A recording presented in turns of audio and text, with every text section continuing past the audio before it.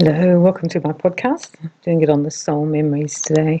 The memories that we have as souls, that as we're walking around as human Wendy this life, we can still access these memories. They are in our aura, they are with us all the time. And when we die, they travel with us with the soul. The soul actually has its own memory, its own consciousness, which is similar to what the mind has and the body has as well. Many people don't realize on a level that their soul has memory because we don't realize we're tapping into it all the time. It's a subconscious thing we do. We don't realize we do it. We just know we like that kind of furniture, or we are very drawn to the sea, or we like certain types of food or music, and they're our soul memories calling us back to our soul. In our soul are all the memories of all the lives we've had, all the experiences we've had, and also the memories of the people that we met before. That's why when we meet certain people, it's like deja vu. I know you, I'm looking at you, and we've been together before, because our soul will remember that. And that's how you'll always know it's a soul memory, not a human one, because it's not actually in your human world that you should resonate like that. It's a really wonderful thing to know we have all these soul memories. Some of them are very, very good and very wonderful and make us happy. However, I just want to say that there are also soul memories that aren't so good and don't make us so happy, and they are usually unfounded in this life. For example, if we have a fear or phobia that didn't originate in this life or our childhood, that we have no recollection of it, it would be a soul memory. Perhaps we were thrown off a cliff and now we don't like to stand too close to the edge anymore in this life, and that's a soul memory. Maybe we're frightened of people who look a certain way because perhaps we had some past lives with those people and we're actually frightened of them. These are what we'd call irrational, and where we can't find it in this life, feelings and reactions and responses would be coming from our soul. Our soul has an understanding to who we are and where we've been. It'll always try and protect us. It has its own consciousness, I believe, and it will remember things to keep us safe. So, for example, if in other lives we perhaps were drowned, or we fell off a ship and were drowned again and were taken away or got swept away down a river, our soul remembers that, and then we will always have that a kind of a wariness or a bit of a fear or trepidation about water, and that will come from the soul memory. So you're not to be critical of yourself, it's just your soul trying to remember to tell you to be careful. The soul also has all our past lives in it, and if we're able to, we can do some regression work or meditation, ask our guides to show us our past lives. I've spoken a lot about past lives because they're so interesting, because they're who we are now. We're a collection of all of them. And if we look at what we remember in the past lives being recorded in our life today, we'll be able to see it everywhere, in our tastes, in what we like, in the clothes we like to wear, the music we like. That will be coming from our soul memories. The more we realise that we're mostly soul and only using the shell of the human this life to do some lessons, the easier it becomes to understand ourselves. And therefore you realise you're soul first and then human. And I think if you're listening to these podcasts, you're pretty connected to your soul. You're a person who listens to their inner guidance, and the inner guidance is our soul. It's a little bit like our higher self.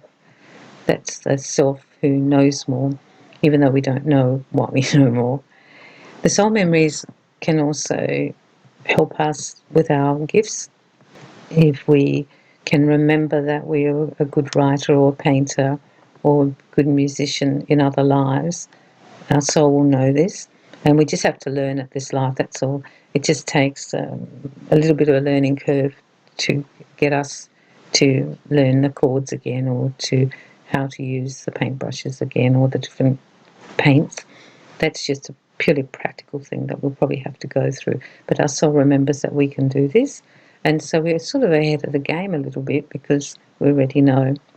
There are children who straight away start playing the piano at a very young age, 4 years old perhaps, or drawing extensively, being very mechanical and being able to fix things and putting things apart and putting things together when they're very young. And this is coming from a soul memory, that they have remembered that they know how to do this. And even in the human world, they shouldn't be at that stage. They're already tapping into that huge soul memory that they know how to do this, they know how to fix this. Many people who are down here right now activating their soul memory for the greater good. I think a lot of people have come from Atlantis and Egypt, Tibet, South America, these places where there was great development, especially spiritually, and they're now using their soul memory to activate it in this life and to help other people. We know how to do a lot of things. Our soul knows how to do it. Our human just has to remember again and to practice again. And that's where you have to be a little bit patient. It will take a while for you to get better at it or bring your skill up to that level again. Many times I think the soul is prodding us all the time and trying to push us a little bit to extend ourselves, because as humans we can be a little lazy and just live in the 3D world. When you live the soul life, you'll definitely be working on yourself, and you'll definitely be probably more in a spiritual place or a psychic place and trying to evolve. Soul work is very wonderful. I think it's really great. I do the human work too, of course, because I need to put them together. And that's the thing. Remember, what you do this life, your soul will remember next life. Nothing is actually ever lost. So every skill, everything you learn, every lesson you do is recorded in the soul. In the soul memories are also the lessons.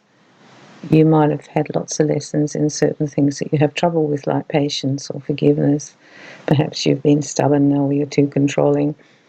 Or perhaps you've been a victim in many lives and now you're going to learn how to become a survivor.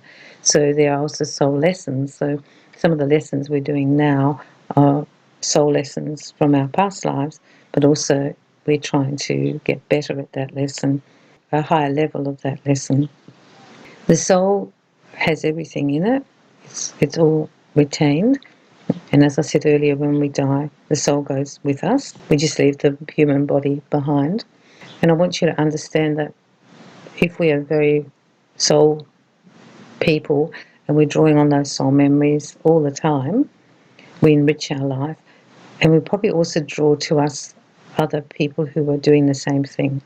So they're also working basically from their soul memories and trying to build a new and interesting life to take with them into their next soul journey. When you start to understand the soul memories, then your ability to tap into them becomes greater, I believe. You can also go to a good clairvoyant or psychic, and they might be able to also access some of your soul memories in terms of your past lives and who you've been with and why you're with that person again. Our soul is something, I think, which is pretty wonderful, and I just think it's incredible how it just transcends and goes from dimension to dimension and life to life, and how we can keep expanding ourselves and growing and learning, getting more skills. I think it's really wonderful.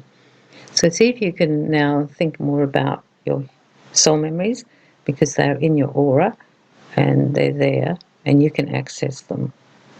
And the more you access them, I think the greater this life will be and the more growth you can make on just so many levels.